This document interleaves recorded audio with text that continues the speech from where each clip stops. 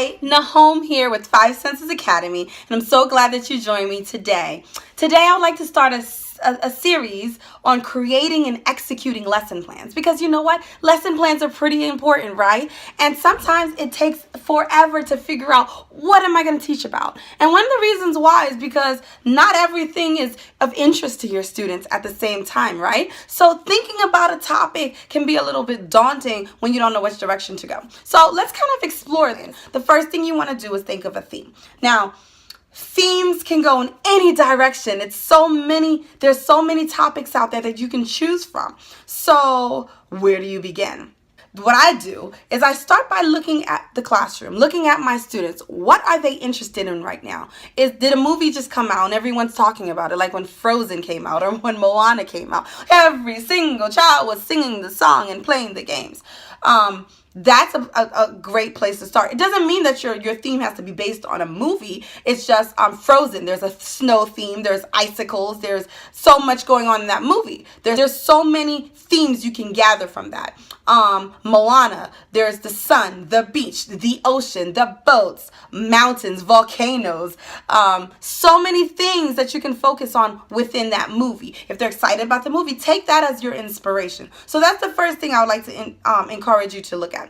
Secondly, what are you interested in? You as a teacher, the parent, the person who's going to give the instruction, you have to be excited about the topic. If it's a topic that you absolutely hate, if the theme is a theme that you absolutely hate, maybe you shouldn't choose that theme. Maybe you should go in another direction. Because look, if I'm bored with what I'm teaching my students and I'm teaching like this and I sound like I'm so bored, my students are going to be bored. The point of a theme is to hold their interest, to keep their interest as they explore and they look for more incredible ways to do whatever it is. So in order for it to be interesting for them, it has to be interesting for you. So you can come ideas related to science and for math, things to do in the dramatic play and center and the block center. So it has to be interesting to you. So first, what's of interest to your students? Second, what's of interest to you? Also, what's a concern that you have about the students? Maybe parents brought in a concern. They're worried that little Johnny's not using their manners, or Timmy is afraid of spiders, or whatever it is the parents have brought to your attention or that you've noticed yourself. That should be kept in your mind, the back of your mind. Because if across the board you see a lot of students have the concern, a lot of parents have the concern with a lot of the students in your classroom, then that might be something that you should gear towards. Not to say if they're afraid of spiders, you should make a lesson on spiders, because that might be too scary for them. But try to find a way to bring in, if it's manners, if it's whatever it is. It depends on what it is. It depends on the age group. It depends on your classroom. But keep in mind the students' interest, keep in mind your interest, and the concerns that parents have. Remember that no matter what theme you choose, no matter what the theme is, your standards, the things that you have to teach your students can be involved.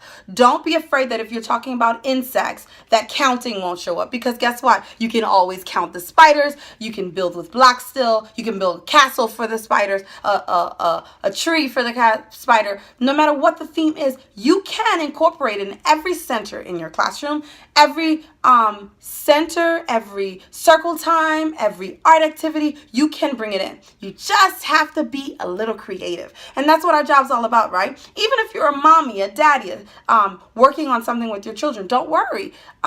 As you're cooking, you can find a way to incorporate it. As you're eating, you can find a way to incorporate it. As you're doing arts and science and whatever the extent is that you're going, depending on if you're homeschooling or just during your regular day activity with your children. Next, developmentally appropriate practices are important. How old is your child? Where are they developmentally? You've got to keep it on their level. You can't go beyond over their heads. You cannot go over their heads. You need to stick to something that they can grasp, they can hold on to, they can understand.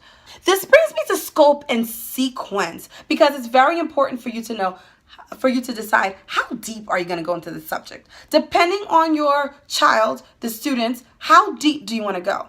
Do you want to go to the very depth of it, or do you want to keep it at the surface level? And then the sequence. What you can do is you break your theme into sub-themes and put them in sequential order depending on what you want them to learn. Week 1, we're going to focus on this part. Week 2, this part. Don't forget that skills are incremental, so you can always build on what you learned last week. So when you create your lesson plan, remember that what your students are going to explore in week 2 should support what they learned in week 1 and continue on that way. So they're constantly climbing upward and learning a little bit more, strengthening their skills and feeling more confident as they go deeper and deeper into what you're teaching them. So that's pretty much what I had for you in terms of building a theme. I'll see you tomorrow where we talk about research. Now you've got this idea of this cool theme and you're really excited, but now what? What do? How do you fill up a month's worth of activities and projects and learning? Keep it fun, keep it upbeat. How do you do that with one theme? Thank you so much for joining me today. It was such a pleasure to share with you ideas about creating a theme. Please comment and let me know if you agree, if you have other ideas that we can use. And then I'll see you tomorrow. We'll explore research in lesson planning. Thank you so much. Bye.